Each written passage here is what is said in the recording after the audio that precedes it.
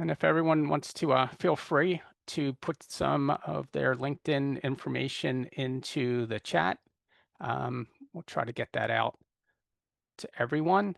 And we'll get started in about 20 seconds.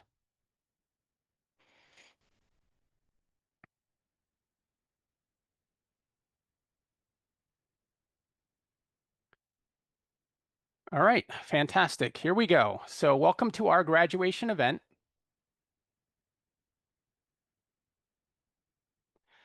Tonight, we're going to be celebrating the 14 weeks of intensive company building by our founders.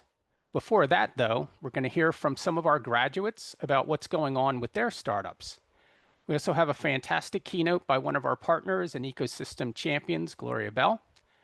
Of course, we're also going to hear the pitches from our graduates. First up, we have Rob Cost from our first cohort, whose Legal Scout connects clients and attorneys in a marketplace using voice-based conversational AI. Rob, go ahead. I'll stop sharing my screen and tell us what you have going on. Thanks a lot, Bill. Congratulations to everyone graduating this evening. I remember when I graduated 2 years ago, Don, or was it 20 years ago? I'm not really sure. Uh, Two would make sense of the story I'm about to tell in any event. I graduated, came at Founder Institute here, really out of Pittsburgh, and my notion being, because I'm an attorney, uh, the question was, well, so what does the law firm of the 21st century look like? And at the time, and still, I'm running a firm called General Counsel Online, but tried to figure out how to scale that in interesting ways that a traditional law firm wouldn't ordinarily have. Was really haunting me. I would say throughout my Founder Institute experience, and to be very brutally honest with you, I haven't yet launched that notion, but I'm right on the eve of it because it's the whole notion has mutated over the course of the last 2 years as AI has come to the forefront. I think I have an answer to the question, what does the law firm of the 21st century look like? And the beginnings of it, I think, are in a product that I'm calling Legal Scout, which you can take a look at, I think, at legalscout.ai. And right now we're sort of behind some veils. We're not yet open to the public. We haven't done sufficient testing and the product isn't entirely ready yet, but we're pretty excited to kind of help mediate the conversation between lawyers and prospective clients and provide both with a value and eventually build a marketplace between lawyers and their prospective clients. So that's what I've done since my graduation, and I hope you can find yourself more productive and richer faster than I have. But congratulations nonetheless. All right, Rob, thank you very much. Von Dern, with founder Christine, is an app that helps you find unique experiences, support businesses that deserve the spotlight, and explore new spaces. So, Christine? Hi, everyone. First, want to congratulate everybody. It's quite an accomplishment. So great job getting to this point. Yeah, so we're at an exciting point right now. We are going to be in the App Store in about a month. So we did a web-based app to just do a proof of concept. So we found it to be what people want. So we were on the right track, and yeah, we're lined to be in the App Store, like I said, in about a month. So right now, just building our audience right now and focusing on getting businesses to jump on board as subscribers.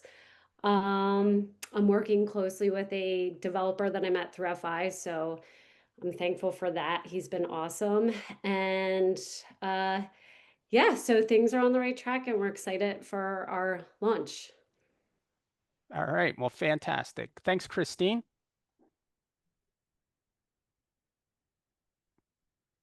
Endeavo and Evergrace AI are the startups that Nikki from our fifth cohort has been working on. The focus is on helping funeral homes provide compassionate service through intelligent call handling, record creation, and appointment scheduling. It's a journey, folks. And I feel like you are just reaching base camp. So it's like climbing Mount Everest, but you've reached here, you've acclimated yourself. So get ready for the next journey. And actually, it's really about relationships. It's what I've brought this journey down to is vision and conviction of your vision, resilience, and then influence. So, keep in mind that we've birthed this idea of what we envision our companies to be, but now we have to make it come to fruition. And that fruition is going to take a lot of grit and a lot of relationship building. And knowing that starting with FI is the foundation. Like have had an opportunity to build the relationships. And as I've built many relationships doing some business, I've had opportunities. I have mentors. I have advisors that are now on my part of my team. And Deep, I owe you a call to give you the updates. So with that, let me just share that, a year ago, one of the mentors had said to me, "Hey, Nikki," and it was almost a year ago, "you need to do a pilot program with Cigna." And I thought, how at Cigna, it's a 500 Fortune company. I'm never like, and my idea is just like coming to fruition. How am I possibly going to do that? A year later, we started yesterday, September 1st, and we started our first pilot program with Cigna Healthcare with Endeavo. So the vision has to be there, to persevere. It's not easy. There's nothing about this easy, folks. Just your idea and finding money and raising money every day is a grind, and that's why it has to be about your conviction. And please reach out. Happy to share, but you're on a journey, so let the journey begin. All right, fantastic. Thanks, Nikki. That's awesome. Paul. So Paul's Stand Apart helps you get cash back and give back to your favorite local businesses. Paul, can you give us an update? Sure. Yeah, well, like to everyone's point, where you are here today, you're going to have to pivot considerably, like to meet the market.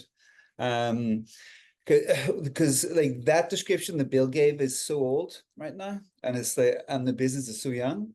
Like we're really moving more away from working with independent local businesses, but working with business districts. So they're the primary client, and then they do the marketing support for the local businesses in their area. So it's a very interesting pivot that I didn't expect. So we've actually become more like a Groupon, but with a more ethical twist. Like with Stand Apart now, we help local business owners reward customers with targeted text marketing rather than attracting deal hunters who chase big discounts and never return. So like the only advice I can really give is they keep that open mind. Don't be too intransigent about your idea. Like we're not all Quentin Tarantino. We can't all see it through to the very end the way we wanted to because we don't have the funding.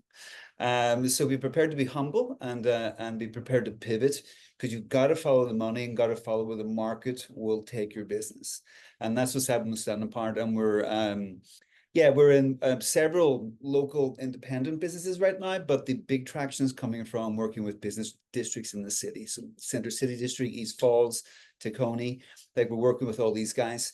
And it's an interesting journey just to sit back and sort of let it happen and be willing to go with the flow. All right, fantastic. So great update. Next up, we have Amari. Amari's community is an all-in-one platform where events and services meet. Hello, everyone. My name is Amari Abreu, founder of Community.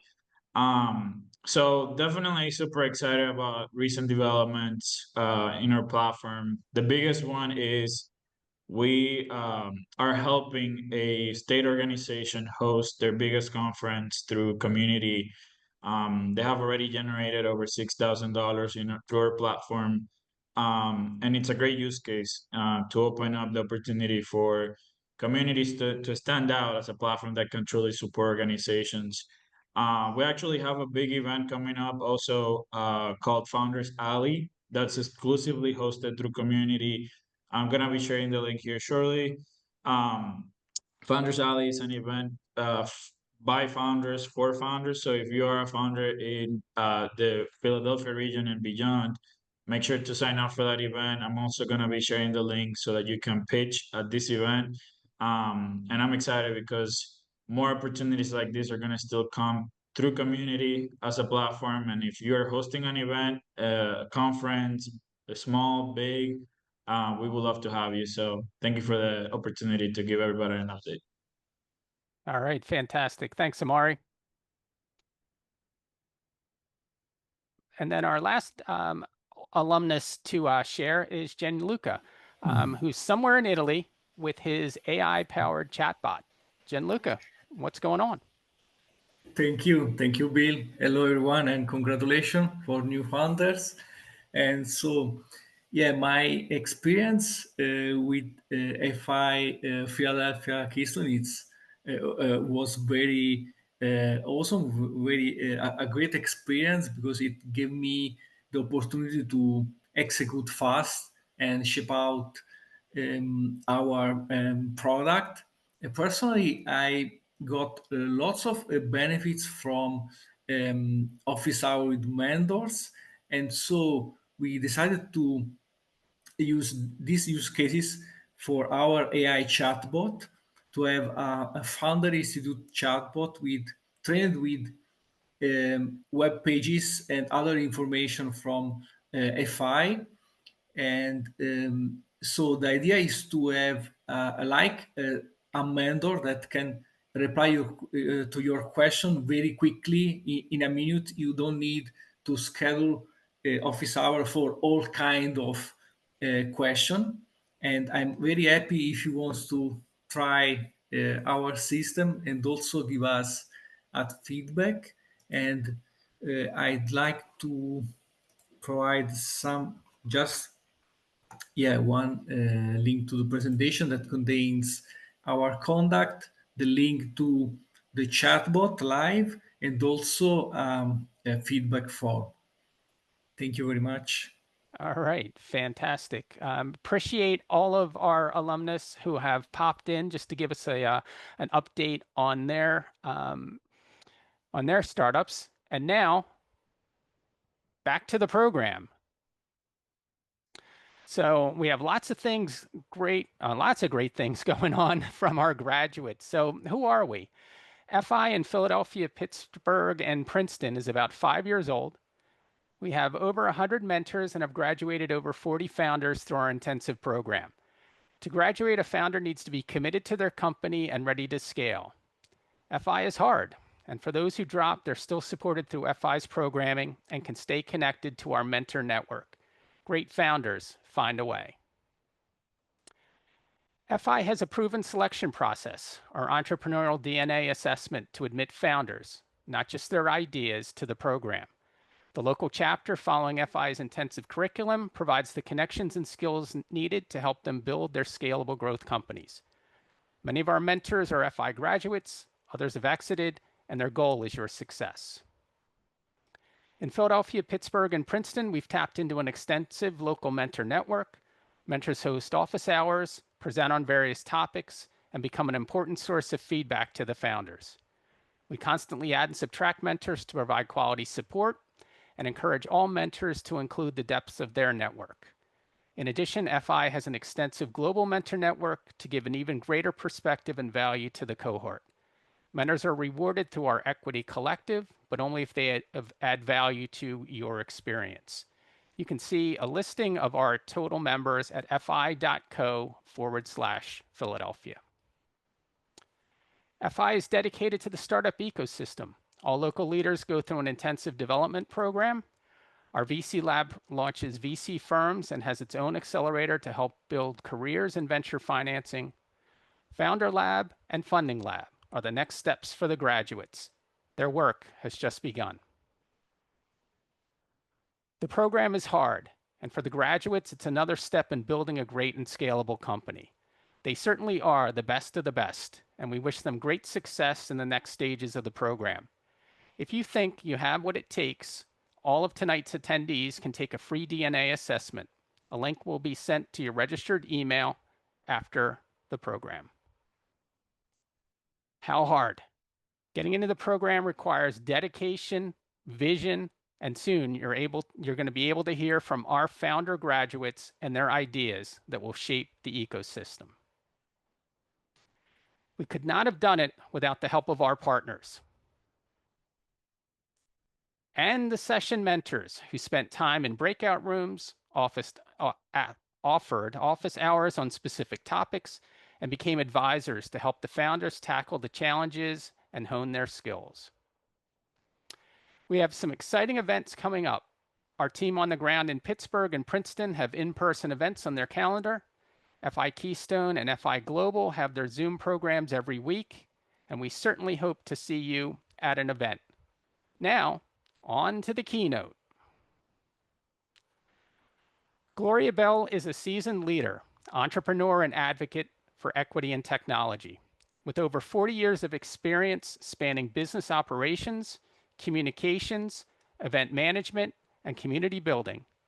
She is the founder of the Women in Tech Summit and an Inspiring Tech Foundation, and currently serves as the board president of Startup Leaders. Throughout her career, Gloria has championed inclusive innovation, empowering women, non-binary individuals, and underrepresented entrepreneurs to thrive. A serial entrepreneur and consultant, she has guided startups, nonprofits, and enterprises in optimizing operations and digital strategy, while also serving as an educator and frequent speaker on women in tech, diversity, and community-driven leadership. Thank you, Gloria, for offering to keynote the graduation. Let's begin. Thank you, Bill. I always blush a little bit when I hear my bio. So I want to start by saying congratulations. I also want to thank Don and Bill for inviting me this evening. When they asked me to speak, I was like, oh, I got to really think of, they said 20, 25 minutes. And I was like, what am I going to talk about? And then I got started thinking about the entrepreneurial journey and what all of you have just been through, whether you are a graduate tonight or you're a prior cohort graduate, we all share something. And that is a little bit of insanity to do this.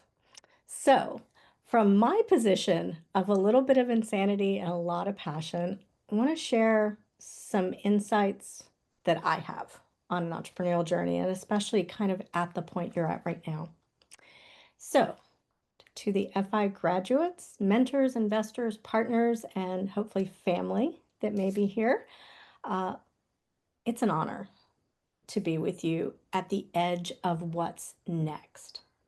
Because tonight we're not just celebrating a finish line, we are marking day one. Tomorrow morning, when you wake up, it is going to be your first day building as a founder outside of this program, and that is something incredibly exciting.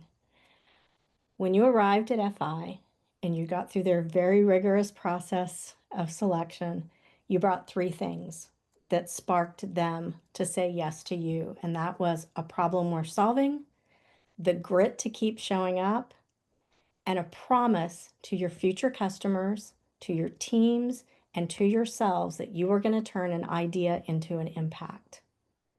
And you did. You spent a lot of time and a lot of effort getting there, but this is where the work gets more interesting from day one on. So, successful founders, and I've been around them for a very long time, and there's three things that I really believe that they work to master that helps them be successful founders. And that is courage, clarity, and community. So I'm going to talk to you a little bit about those three things tonight and give you some hopefully practical tips to help carry you into the future. So first thing we're going to talk about is courage.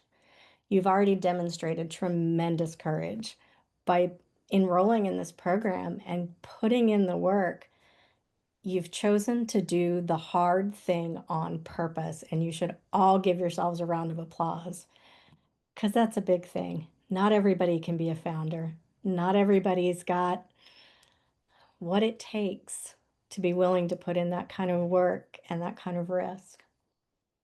And I've watched multiple founders, myself included, launch products that flopped.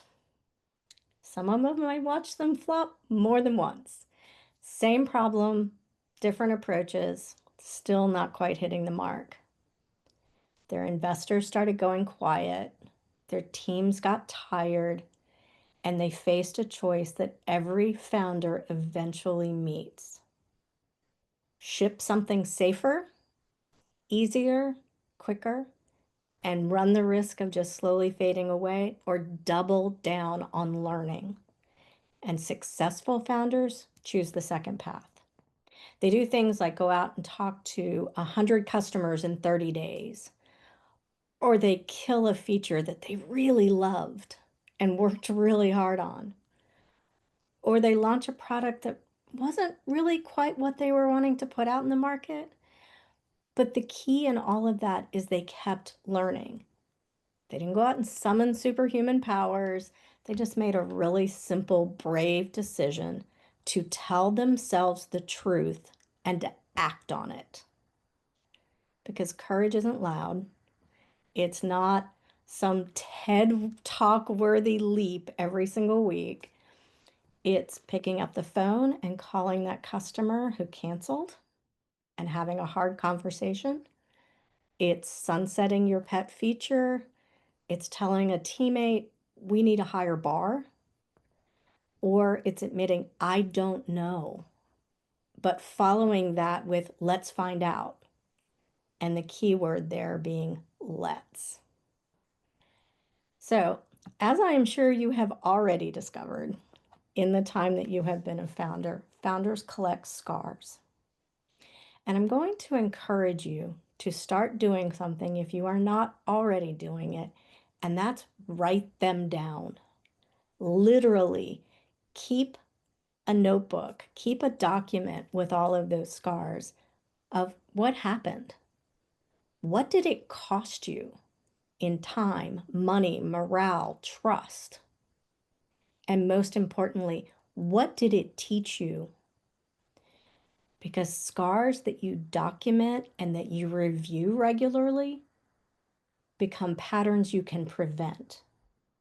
And patterns you can prevent become your advantages.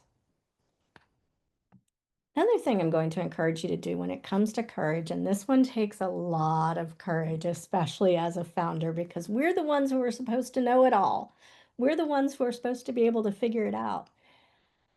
But regularly, I want you to invite two people who love you enough to challenge you. Could be a mentor, could be an advisor, could be fellow founders, could be a family member. But sit down with them and have a conversation. Get real about what are your metrics, what's your narrative, and ask them the question, what are we pretending not to know? What's the thing that is staring us in the face, but we're pretending not to know it? And then I urge you to listen. Don't try and respond. Don't try and defend. Ask questions, but really listen. Because courage is the muscle you build when you stop rehearsing your best story and your best response and really start investigating your weakest link. So, successful founders have courage. Successful founders also have clarity. I'm going to give you a few truths about clarity. Truth number one, and I know most of your instructors and your mentors and your advisors well enough to know you've heard this more than once in the last several weeks. It's about the customer, not the product. Your customer is your truth. You can't fall in love with your own solutions. What you need to fall in love with is what your customer is falling in love with. Your goal is not to be original. Your goal is to be useful.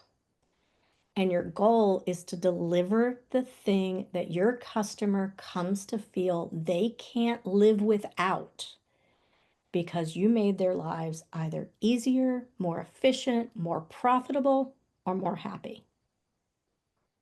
So, in that spirit, I encourage you, stop doing demos and start holding conversations, because it's about your customer.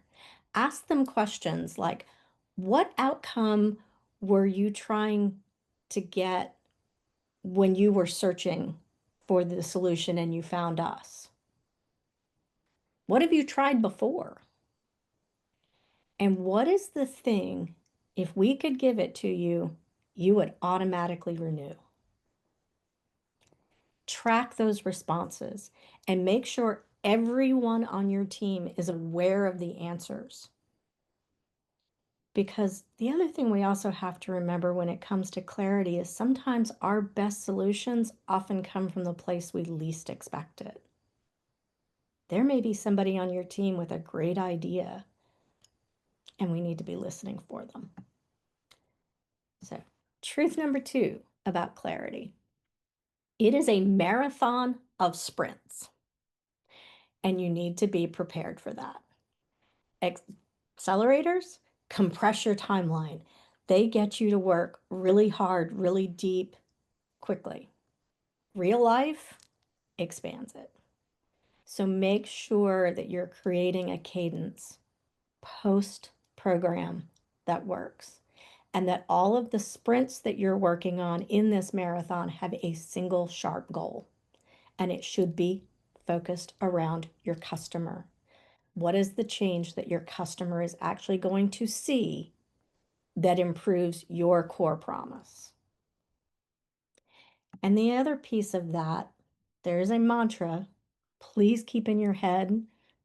Write it on your bathroom mirror if you have to, because this is the one that's hard to remember.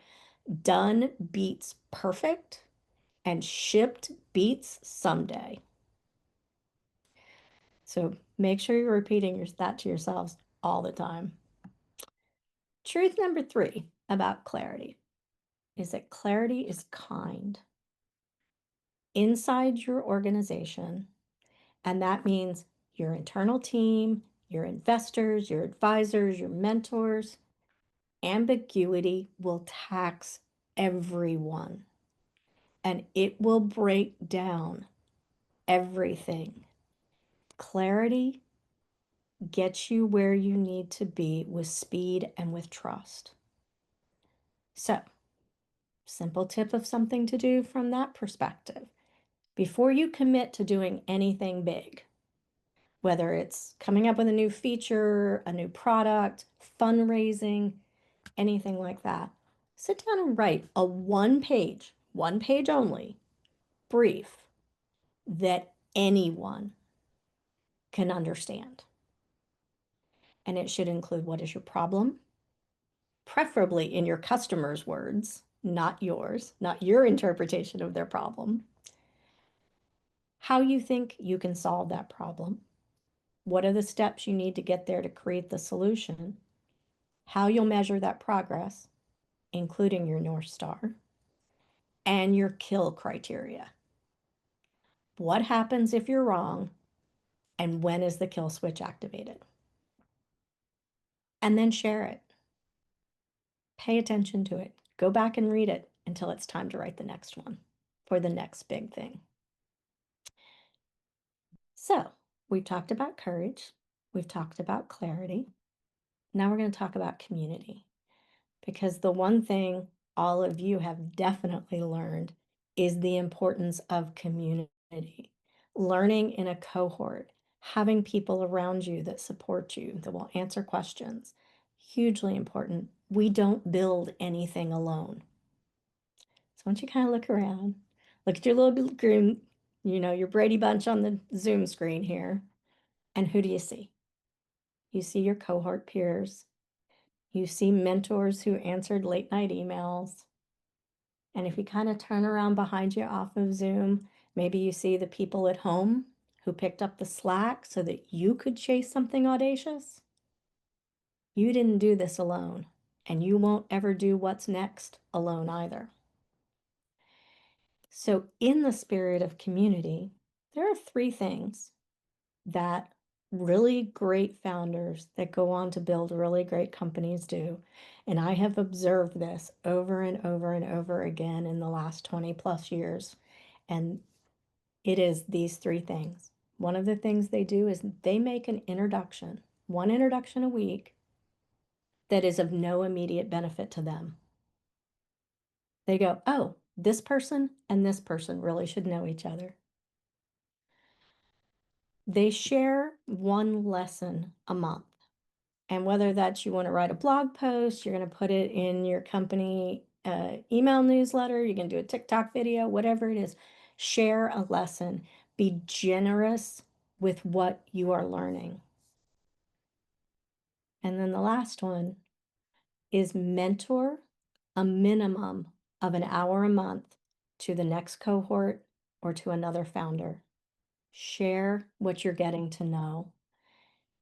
It is hugely important that we build community, because it is in community that you are able to build not only what you're building in your company, but you're also building your reputation.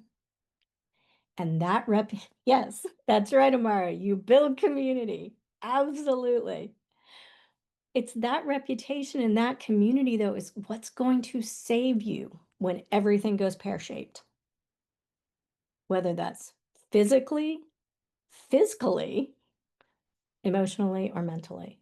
It is community that is going to pick you up and help you take that next step, figure out that next problem, do that next thing.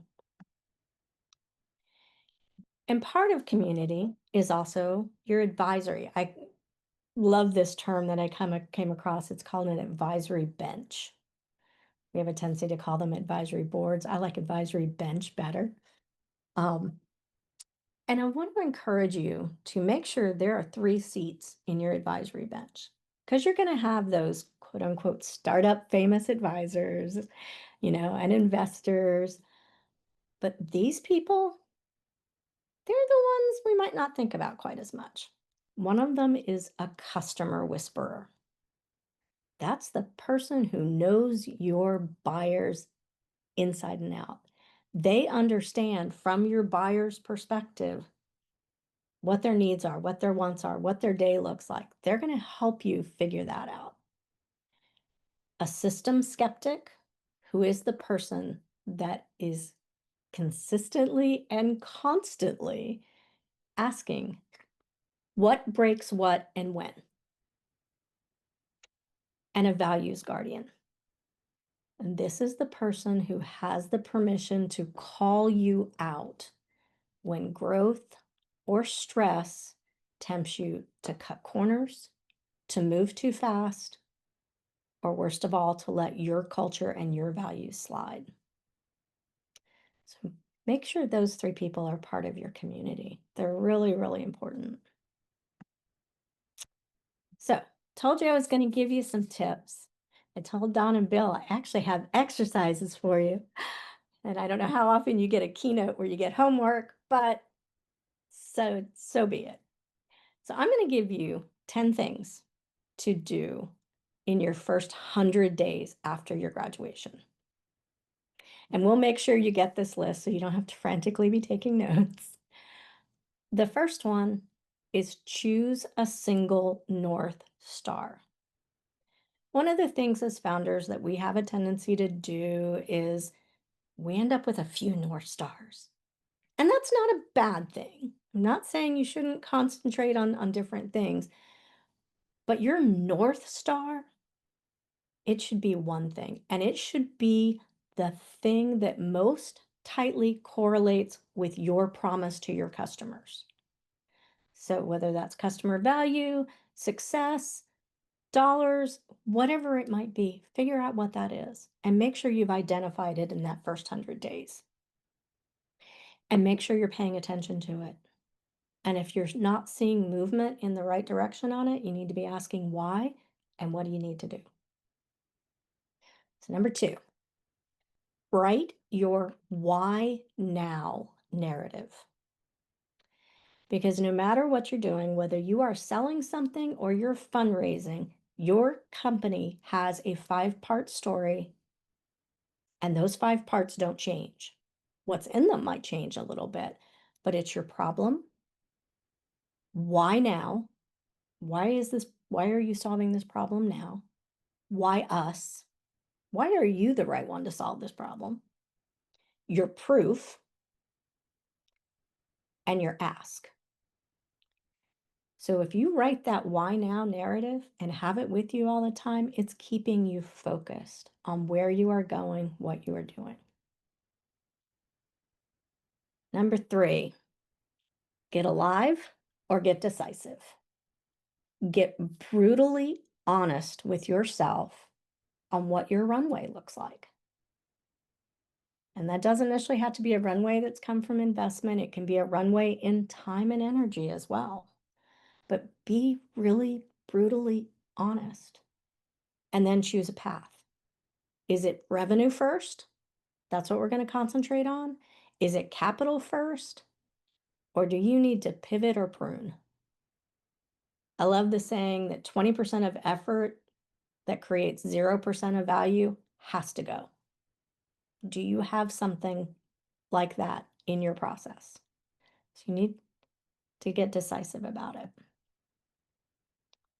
Number 4, this is your ICP lightning test. And I know that sounds really fancy, but all it is, it's your ideal customer profile. And what you need to be doing is comparing that ideal customer profile with your actual customers.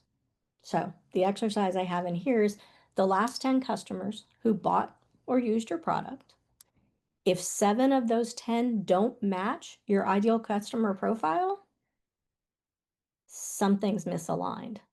Either you're going after the wrong customers or you have the wrong profile, and you need to figure that out. And the sooner you figure that out, the quicker you can be making more sales.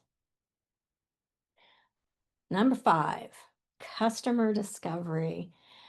So this is one that takes a little bit more effort, but it's worth doing from the very beginning, because if nothing else, it's a great way to go back and celebrate growth. But with permission, record up to 5 of your customer calls a week. And then create a shared library that's searchable, maybe by time period, by customer, by topic, whatever it might be. And as you bring new people onto your team, instead of handing them a bunch of presentations to watch, have them listen to those. They're now hearing it from the heart of your business. They're hearing from your customers and how you interact with them. And like I said, doing it from the very beginning, now you've got something as you're bringing on those new people, instead of having to go back and recreate all of this stuff when you're already knee deep in 20,000 other things. Number 6, a decision stack. Really important to have this from day one. And it's, what's your process for making big decisions? I gave you 3 in here, which are principle, policy, and practice. But you decide, what are your 3 things that every big decision will focus around to help you make it? And the best part is, by doing this, everything is then documented. You have something to go back and refer to and go, oh, that's why we made that choice. And I am sure a lot of the things I'm talking to you about, you've heard already, but hoping it's a little reinforcement. Number 7, write your culture memo now. Like, I encourage companies, write this on day 1, not when you have 2 employees or 5 employees or 50 or 100, because by that point, your culture is just whatever you've allowed.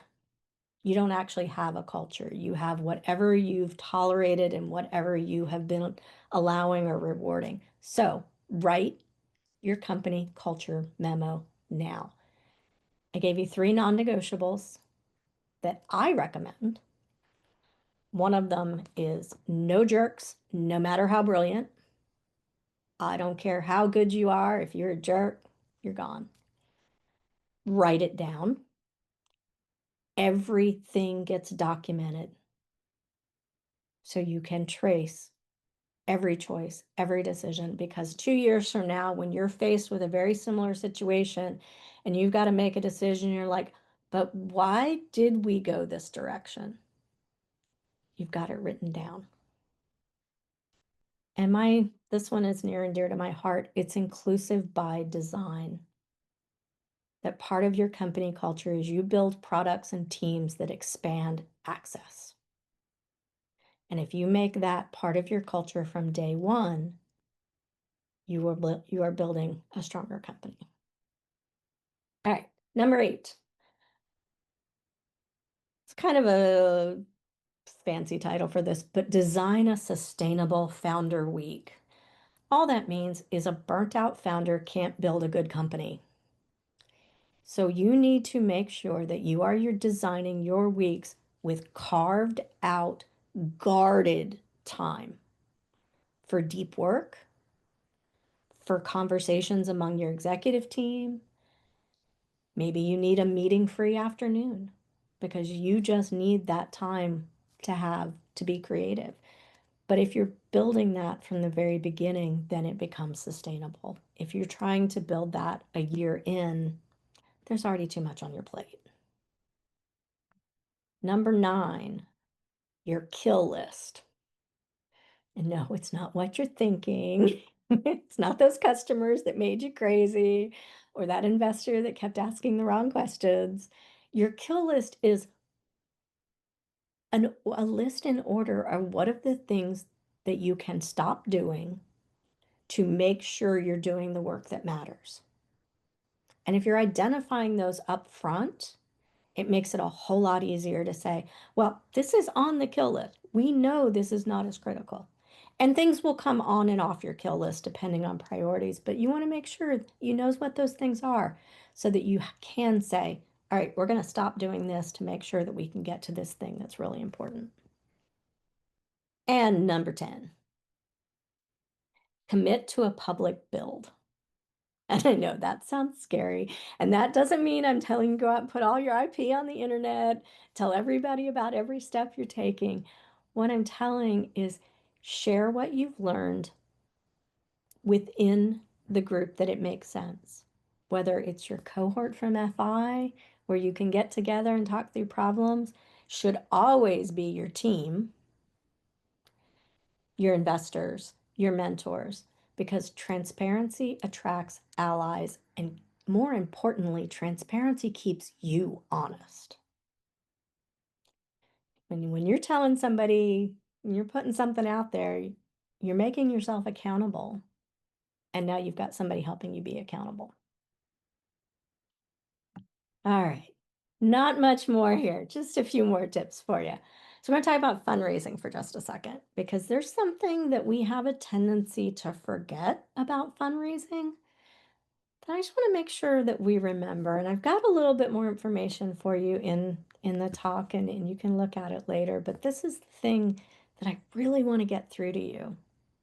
If you're going out and pursuing capital, fundraising is a product launch. User is the investor, and the product is risk reduction, because that's going to be what they want to see.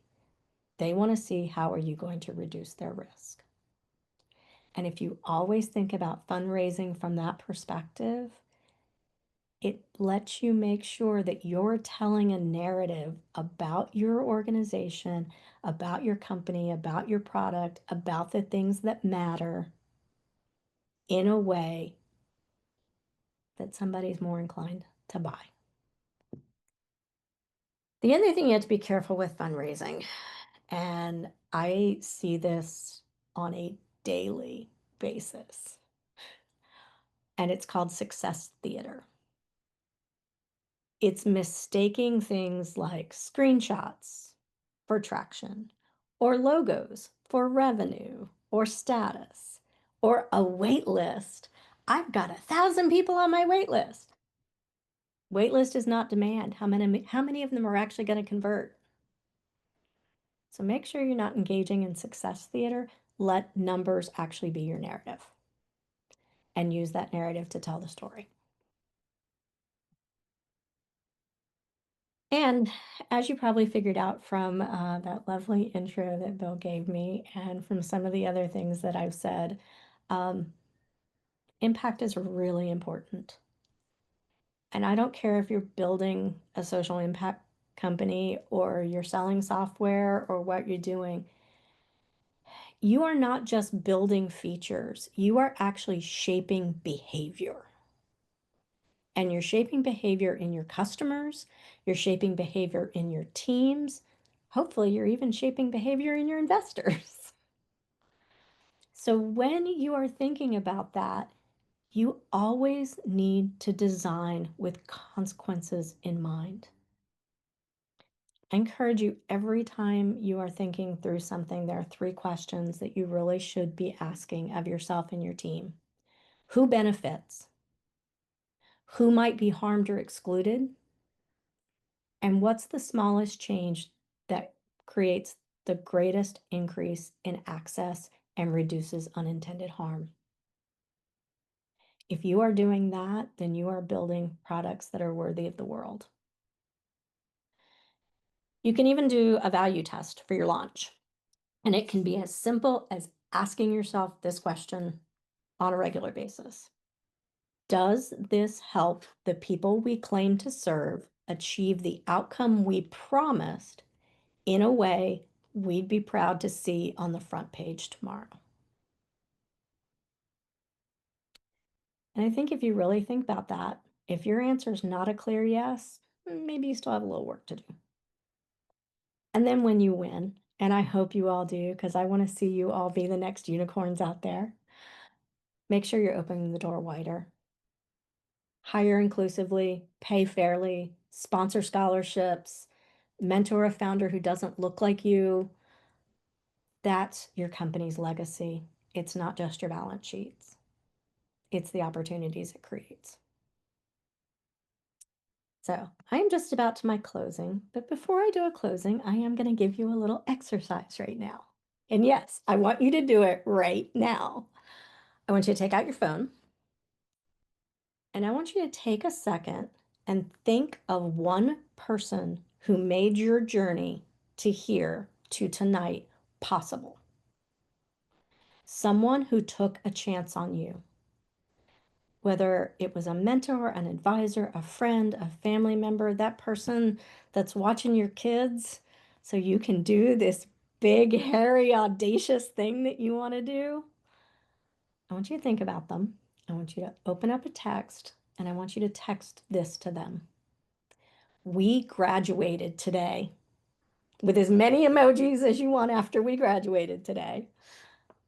I wouldn't be here without you. Thank you. Because gratitude's not just good manners. Gratitude is the thing that keeps you grounded, whether that graph on your company is going up or if it's going down. It is gratitude for the blessing of all the people that are there to support you, and it is gratitude for the blessing of being able to do this work. Because not everybody can, and it's pretty awesome. Okay, now that you're all texting your wonderful people, I just want to wrap this up and say, graduates of this cohort of FI, you have proven that you can learn. You have proven that you can build. Now go prove that you can endure. Prove that you can listen, you can focus, you can simplify, and you can serve. Because the world doesn't need another app. It needs your company delivering real outcomes to real people with integrity and with momentum. And on behalf of everyone who believes in you, everyone that's here, your instructors, your mentors, your advisors, your cohort peers, your families, and your future customers who are just sitting there waiting for the next release that they don't know that they're waiting for, congratulations. Take a breath. and then take the next step. And I can't wait to see what you build. Thank you. All right. Fantastic. Thank you, Gloria. You're very, very welcome.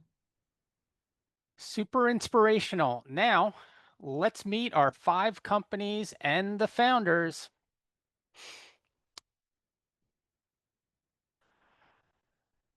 Adeze is a TEDx speaker and award-winning founder of African Women in STEM. She has a deep commitment to equality and inclusion, creating transformative spaces for women to thrive.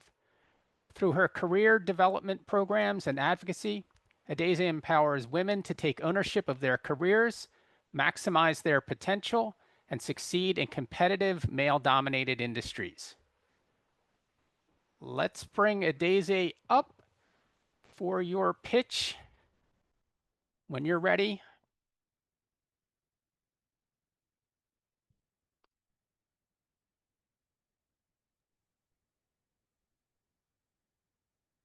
Hello, everyone.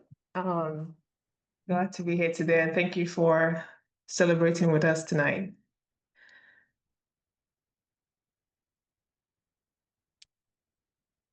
There's a lot of talk about getting more women into STEM, but very little is done to make sure that they have what they need to survive and stay.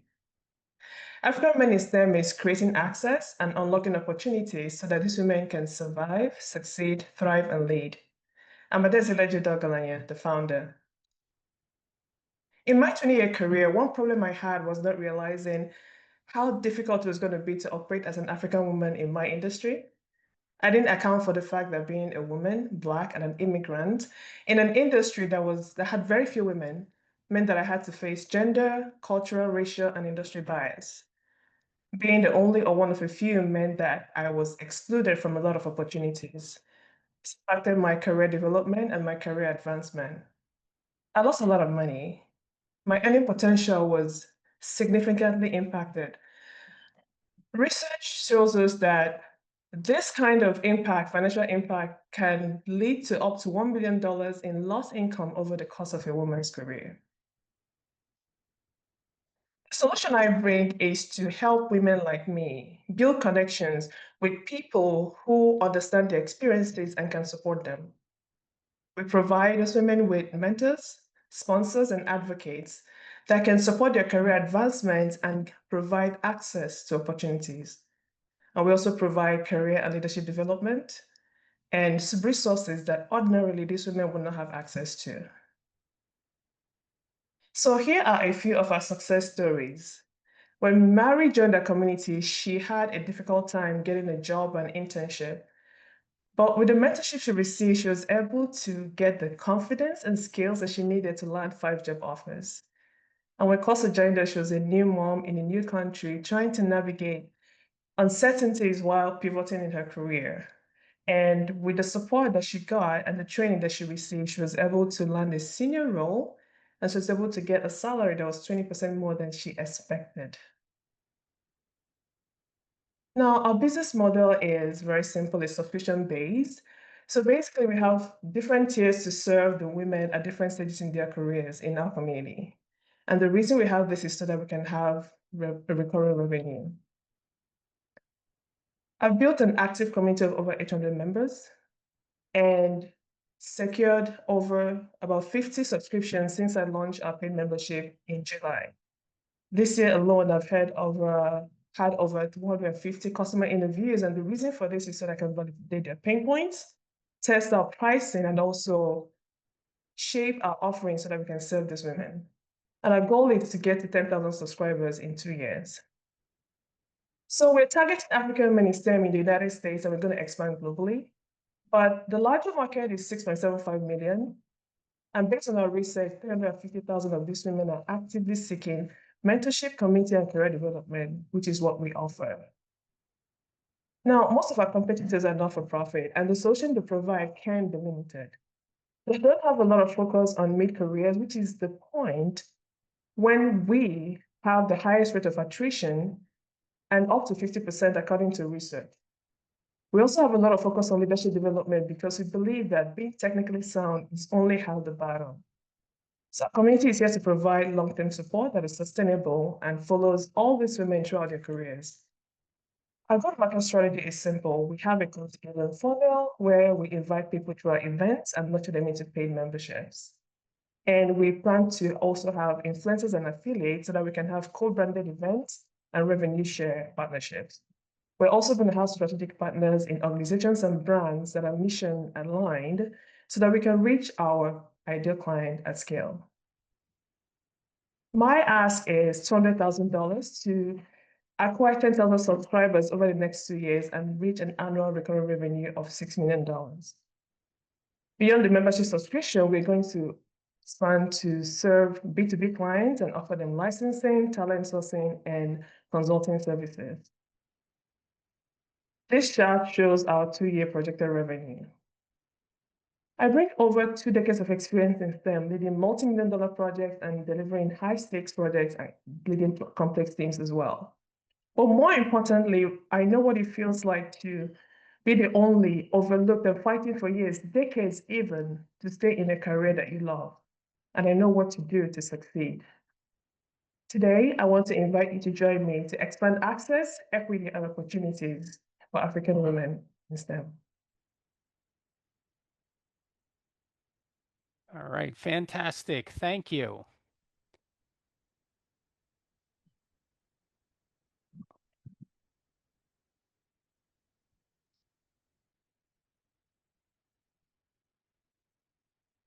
Daryl describes himself as an innovator, blending fashion, tech, and purpose, driving impact through design, sustainability, and community.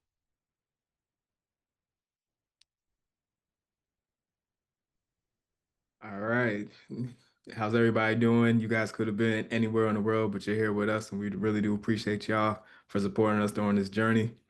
All right, so let's get started. All right, so I have a question. What do you get when you bring an engineer that's into solar energy, an engineer that's into wireless charging, and an engineer that's into fashion? You get the next best thing. Greetings. My name is DJ Riley, and I'm the co-founder and CEO of our fashion technology business, Tendaji, which means make things happen in Swahili.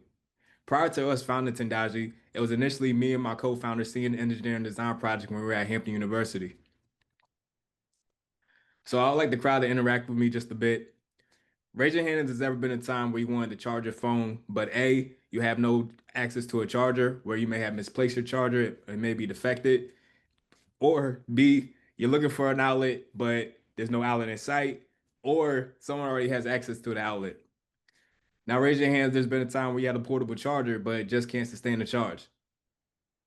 So the solution we have for you is Sundera, our patent pending solar powered wireless charging jacket. Put your phone in your jacket pocket and the charger's on the go. So our business model is very simple. We're a D2C business where we're going to do limited edition drops by being supported by influencer partnerships and pop-ups. And our jacket is going to range from 175 to 225. And once we break even in revenue, we'll be able to build more fashion tech products, which will boost our lifetime value with customers and also broaden our market reach. Now, speaking of the market, we're in the wearable tech market, and our total addressable market is at 186 billion, and we're trying to capture at least 100 million of that. So some competitors that we have alongside Tendaji is Janai Watanabe, Snowsea, and Ballbacks. The difference between our jacket and their jackets is that Janai Watanabe, they use wired capabilities, and Snowsea and Ballbacks, you actually have to plug in your jacket into an outlet, which defeats the purpose.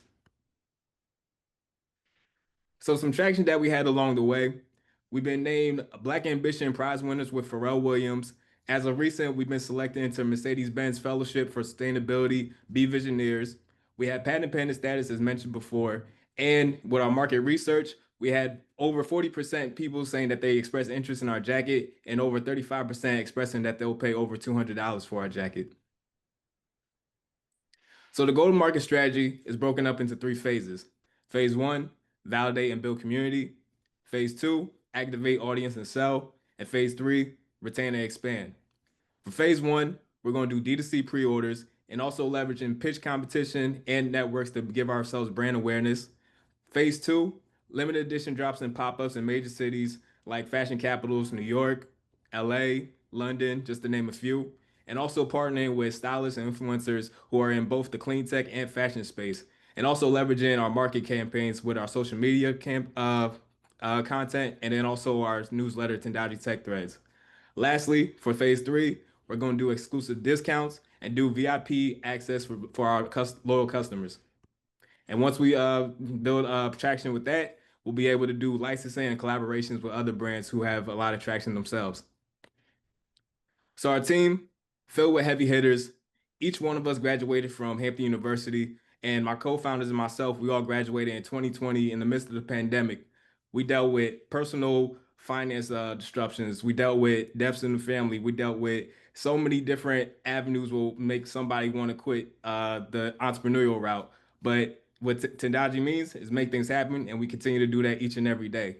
Alongside our team, we have North Carolina A&T, my grad school alma mater's interns who came from the MBA and fashion merchandising and design program, alongside Microsoft's legal counsel who helped us with our patent pending status. So our ask is 500K, and what we're looking to do with the 500K is do product development, IP protection, talent acquisition, and product testing, just to name a few.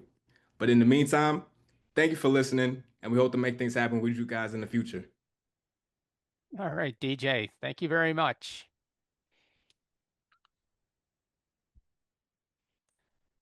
Next up is Adnan Jasset, with over 16 years of experience in U.S. clinical care, academia, and corporate training, recognized as Nursing Professor of the Year with the Daisy Award, host of 2 podcasts, Unshelling Medicine and Aberg Vex on C-Suite. Just starting over, Altruistic Scribe company. We believe that one communication should not cost a life. So going back to the story, miscommunication cost a 18-year-old Cuban boy who went into the emergency room for treatment. He complained of intoxicado, which was nauseated, but it was misinterpreted. So this is a story, is well documented on NIH. So the problem is that 25.1 million US residents live with limited English proficiency. And unfortunately, they face double the risk and 30% longer hospitalization stay. So malpractice in the US at minimum ranges between 5 million and up, as we saw in the story before. About 70% of US hospitals still rely on ad hoc, costly, untrained interpreters, which violates a federal law. That's the Title VI. Our solution, we provide real-time AI-powered, HIPAA-compliant language translation. This translation is secured, is court admissible, is cost-effective, and empowers frontline staff. So the community health nurses, the hospice nurses, the doctors in the clinic, hospitals, and social impact organization. So our customers, global NGOs, hospitals, home care agency, healthcare call centers, telehealth providers, and outpatient clinics. Our solution is multifaceted, so we are B2B, B2C, and also B2B2C. We also will be providing licensing to tech companies to utilize in case of emergency for people who need it. The market opportunity. So we're cost effective. We said that we're an easy program to implement. We do not integrate into the software of the hospital or providers because HIPAA sensitivity is a thing. And when this was designed, we had that in mind. So the market opportunity by 2030, which is scarily 5 years from now, AARP estimates that American age 65 and older will make up about 70 million of them. So you think of people going into retirement, immigrants that first generation immigrants. These adults are retiring and their children are actively in the workforce and cannot care for them. So also for the community that are supposed to care for our aging community, about 820,000 plus are also limited English proficiency and also immigrants. So we are solving the problem on two ends. We're solving the problem on the provider's end and also family members to be rest assured that smooth communication will be happening when they're not there to provide care directly to their parents. So myself, Idars Tobeya, I'm a registered nurse. I've been in healthcare for over 16 years. 15 of those I've really focused on, developing my clinical skills. I'm a nursing professor. I'm experienced in policy navigation, compliance, and also I'm an advocate. I believe that we need to speak up for those that may not have the bandwidth or knowledge to speak for themselves. So the market size, this is a 72.7 billion global market. In the US medical interpretation segment, this is a 5.6 billion market. On home care, where we're focusing our concentration in the next year. So about 5% of that market is $280 million. So a financial ROI right now, traditionally, ad hoc interpretation service costs anywhere between $125 to $3.49 per minute. And this is about a $279 cost per person per year. So if you calculate that for a person who has a chronic diagnosis like diabetes that has to have frequent appointment, this really adds up for the provider over time. And it really doesn't balance out when we're talking about profit and gains with any given practice. So our business model, we start with freemium and individual plans are offered for teams, small teams like medical practices. We're starting at $4.99. For enterprise level clients like big hospital networks, we will customize depending on the need and how much of use they will get out of our product. So a 5-year projection, a break even in year 2, 25 million ARR by year 5, and also expansion into payer system like hospital, like health insurance, workers' compensation, and such. So our go-to-market, we have MVPs live and functional dashboard, and we are very happy to have customers absolutely fall in love with our product, which is ready for use.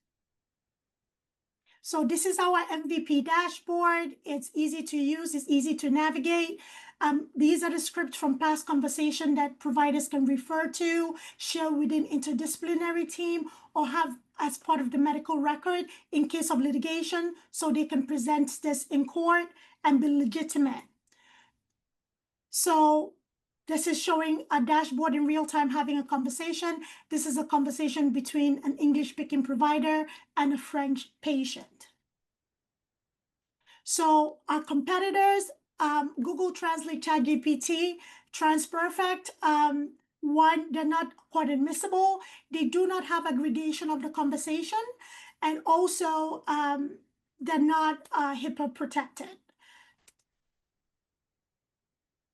So our go-to-market, we're using the US Census. The last census that was done, this is the map showing the states with the highest population of limited English proficiency. We have California, New York, Texas, and Florida.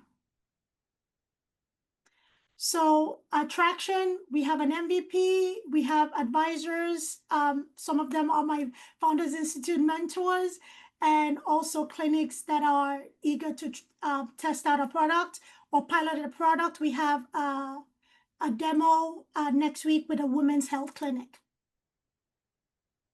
So funding ask, we're asking 1 million so that we can expand our reach, because we're having a lot of demands that, a single CEO or founder needs help and support. So this is for hiring talent, infrastructure, and also getting the necessary certification that we need to operate our business successfully. So let's build a healthier future. Let's scale altruistic scribe and rewrite the future of healthcare access. Thank you. All right, fantastic. So James is currently out of the country, so we're going to try to do a pre-recorded video for him. But James is an experienced technology and business leader with over 20 years of driving growth, operations, and digital transformation across sub-Saharan Africa. He is managing partner at ABA Franchise Partners, LLC, and previously held senior roles at Westcon Comstore, where he led Pan-African strategies in cybersecurity, cloud, and services, consistently bridging technical expertise with commercial impact.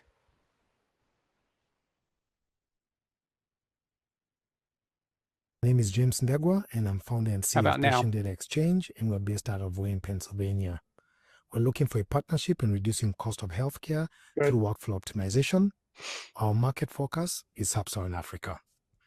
Now, we have a problem, a very big problem. 35 to 40% of Sub-Saharan Africa health insurance claims are fraudulent. That translates to $4.2 billion. The global fraud average is 10%. From a daily fraud loss perspective, we are looking at anywhere between $2.5 to $10 million lost per day. And the impact is being felt in a country like Kenya already.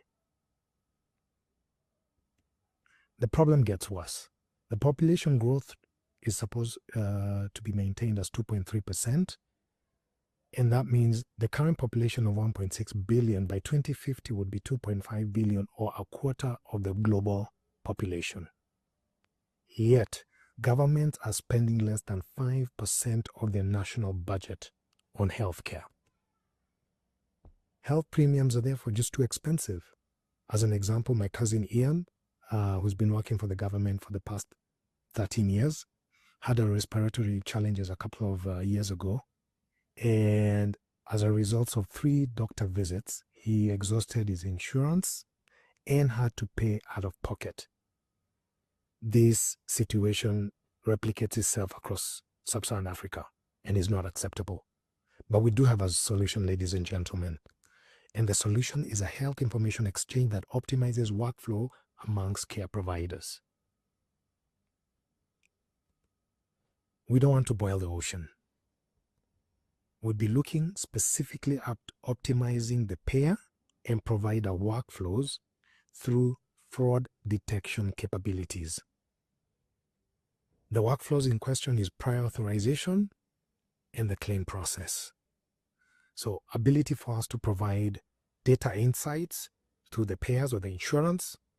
So, for example, providing them with a clean claim rate percentage to see how the approvals of clean vis-a-vis fraudulent claims are, so that they can address that issue. From a provider perspective, being able to understand what's pending in terms of the prior authorizations, how many claims are currently in play, how many denials, what are some of the claims pending peer reviews, etc.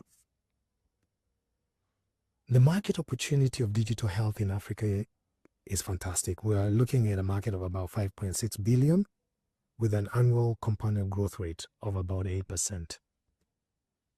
Our mission as Patient Data Exchange is really to turn Africa's biggest health financial burden, which is fraud, into a scalable data network, 60% plus margins, while processing over 50 million claims annually. And we believe that the market is there. The 1.2 to 1.6 million health claims per day, aligned with a transaction fee that's based on outcome, or what we call fee for service, helps us create a sustainable model. What are the success metrics? We'll be looking at 3. Number 1 will be the fraud detection rate. Number 2, patient adoption. And 3rd is making sure that there's a payer ROI, or return on investment, for the insurance. Our revenue business model focuses on 3 pillars. Number 1, operational excellence, where again, we're able to help the insurance reduce the fraudulent claims, work very closely with the insurance around data, and making sure that they have data-fast products, and making sure that our revenue on business model is sustainable through a fee-for-service model. We'll scale this out or roll this out in 3 phases, which is the start phase, where we have anchor payers and providers. move that into a scale model where we automate our processes using AI, then grow that through policy, working very closely with governments and the regulators to drive mandate. The model is what we'd call a growth flywheel. The more payers we have, the more claims we can process, reducing our unit costs, making sure that we can then reinvest into the platform, improve our fraud detection, and then again, drive the cost of healthcare down. From a competitive perspective, we do have other players in the market, but we believe that no one has a full feature stack that we do. Again, around prior authorization, proactive fraudulent claim detection, and making sure that our health information exchange is a pass-through and doesn't really hold or store patient health information. Ultimately, we want to drive value through a patient-centric model. We do have traction over the past year, 2 years. We've been able to create sandboxes, go through customer validation, set up our team, and we are currently working on securing letters of intent from very strategic market players so that we can then pilot and then again work with county governments to drive mandate. We have a fantastic team. Dr. Patricia is supporting us on the provider side with advisory services there. Charles on the payer side. Kanja from an infrastructure perspective. We have Sam managing our data security. Brenda from a sales perspective. And Jackie, who joins us as a business and data analyst. Why me? I have over 17 years experience working across Sub-Saharan Africa for global IT companies, working very closely with the largest US vendors in this space. But the question is, why now? There are three things. Number one is there's a lot of government regulation requirements currently around digital health legislation, and we're also seeing PPP agreements therein. We're also seeing the Africa CDC driving digital health transformation. And lastly, we have a lot of health open AI models that are being published. Now, what's the ask? Two things. One, we're looking to continuously recruit board of advisors from seasoned business executives. And then we're also looking at $750,000 for pre-seed equity funding to accelerate our MVP and go-to-market efforts in Kenya and the rest of East Africa. So thank you for the opportunity and looking forward to the engagement. We have Nick. Nick, founder of Complete NG, the app that helps people finally stick to fitness by making accountability social, simple, and built in. Their mission is to rewrite the story for anyone who's tried before, lost momentum, and felt like their effort was wasted. With Complete NG, consistency becomes achievable, measurable, and motivating. Thank you, Bill.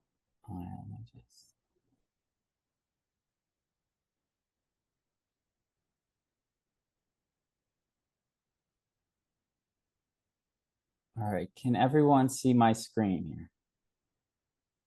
Yep. Awesome. All right, so Complete NG was born through decades of my struggle with health and fitness, through hundreds of failed routines, new lifestyle changes, always telling myself this time would be different when it never actually was. So in 2020, I found myself 50 pounds overweight or over the weight that I wanted to be at, out of options and frustrated. I became obsessed with why some people can make health and fitness look effortless, while there were so many others like my dad and I who would struggle their entire lives. So I stopped chasing those quick fixes and focused on small, consistent steps, all while making the process fun and social. And that transformation not only changed my life, but my dad's. And in 18 months, I had lost 40 pounds and he had lost 30, and we both kept it off ever since. Everyone's experienced that initial burst of motivation when you're trying to make a change, that feeling of almost being unstoppable. But that can be a trap, because when motivation fades, if you don't have a good system in place, many people will quit and then feel too intimidated to try again in the near future. Compete in G offers everything that I once needed. And that's first, focusing on small incremental wins, and then more importantly, looping in a partner, creating that shared accountability. And while my dad and I have never shared the same exact weekly goal, or the activities that would take us to our weekly goal, we shared the commitment, and that made the motivation so much stronger. By design, we've made this process or the app as simple as possible. First, set a weekly goal that works for your life. Then team up or go at the app solo, and then start chipping away at that weekly goal. Those weekly wins will stack up and your mindset and confidence will grow. Over 25 million Americans try to restart their fitness routines each year, making this a $10.5 billion industry today and projected to be over $67.5 billion by 2035. But most solutions out there don't solve for that behavioral change and consistency, and that's where Compete NG stands out. We currently have 2 subscription tiers, $5.99 for our monthly plan and $49.99 for our annual plan. We also offer partnership programs to community groups. We are pre-revenue, but we understand how high our potential is here. Since going full-time in September of 2024, we've had over 400 downloads, 78 paying subscribers, 32 are currently active, and 3 partnerships with fitness clubs. On August 24th, we launched our user referral system where users can bring in friends onto the app, helping the app grow organically while also boosting their own accountability, because more friends you have on the app, the more likely you're going to stick to your weekly goals. So it creates like a win-win scenario. This is a crowded space. We know that. With Strava at the top, there's MyFitnessPal, the Apple Watch, you name it. But Compete NG hits different because the moment you're in, you'll feel it. You're not just downloading another app. You're stepping into a space where small wins turn into real momentum. And then whether you're partnered up or you're on the app on your own, people are there cheering for you, checking in, pulling through on those weeks where it would have been so much easier just to quit.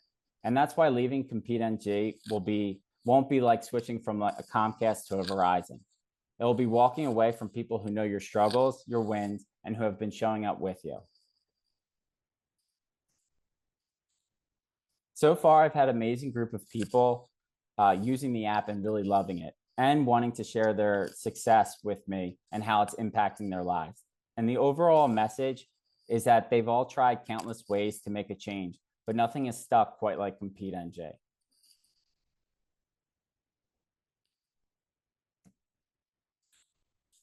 Our go-to-market strategy is focusing on 2 channels, and that's referrals, where users bring in friends, driving organic growth, and then our strategic partnerships with wellness and community groups. And together, these will create a product-led growth engine.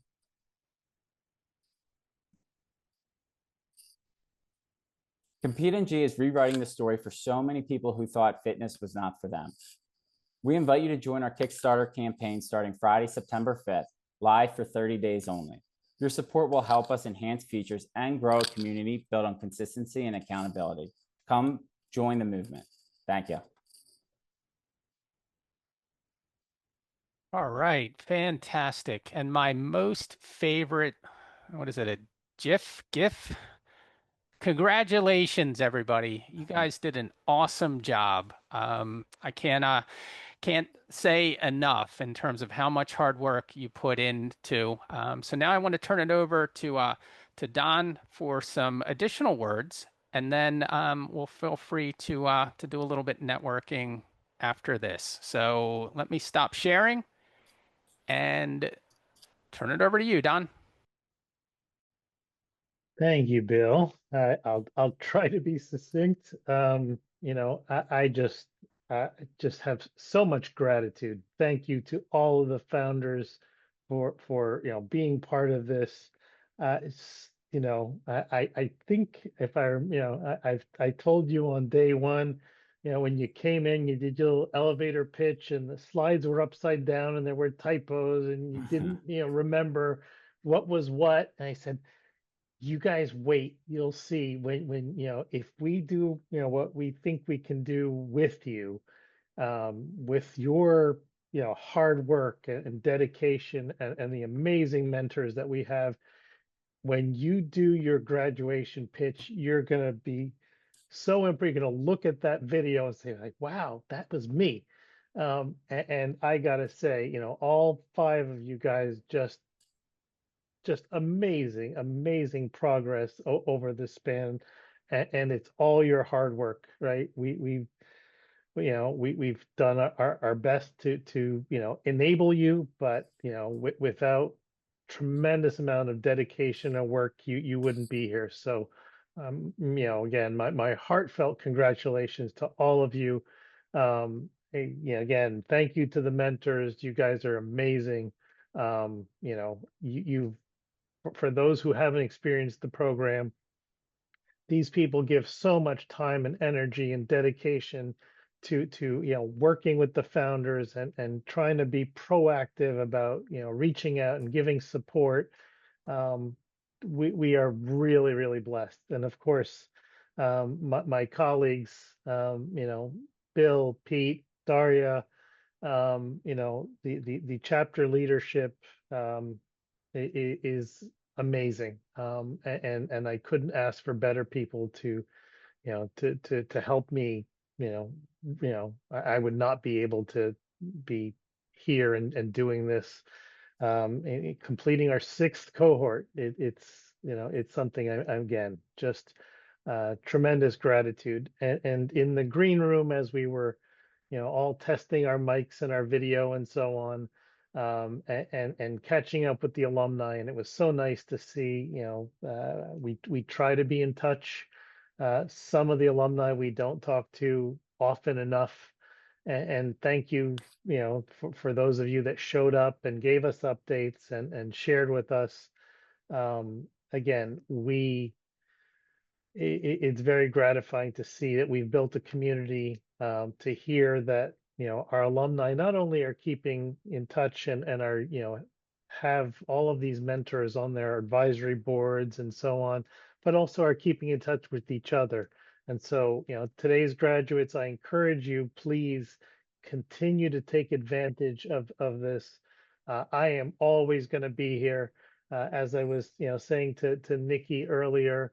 When I happened to have a conversation with a nurse, and we were talking about planning for what is in all of our futures eventually, that Endeavo, it was such a great tool, and that this nursing facility needed to reach out to Nikki and so on.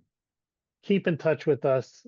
Make sure that we are aware of what's going on. If you need anything, or just to remind us of who's who and what's what, so that we can continue to look for opportunities, because we will always be on the lookout for any opportunity. You're part of the family, like it or not. And so if we see an opportunity to introduce you to someone, and of course, thank you to Gloria for a terrific keynote, and for some great points in that.